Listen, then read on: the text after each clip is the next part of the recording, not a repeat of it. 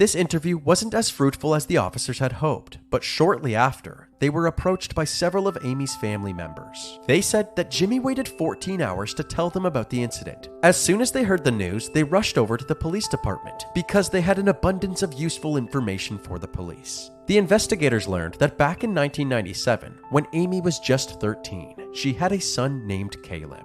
Her parents looked after Caleb while she attended high school in Ocala, Florida. By the end of high school, she began dating Jimmy, who had no problem becoming a father figure to Caleb. When Amy was 19, they had Ashley, and from that point on, Amy stayed home to take care of the kids while Jimmy worked. However, according to Amy's family, this wasn't her choice. They believed that Jimmy was a controlling husband who didn't want Amy to become financially independent. He would monitor everything the family did, from their social media activity to what they were eating throughout the day. He would also discipline the kids if he believed they were misbehaving, frequently taking things too far. Whenever Amy stood up to Jimmy, her opinion didn't seem to matter. Whatever Jimmy wanted, Jimmy got. So when Caleb turned 17, he left to stay with his grandparents. Jimmy retaliated, telling Amy that she was no longer allowed to speak with her family, including Caleb. One of the last times Caleb saw her was at his high school graduation a year before the incident. But other than that, Amy had minimal involvement in Caleb's life.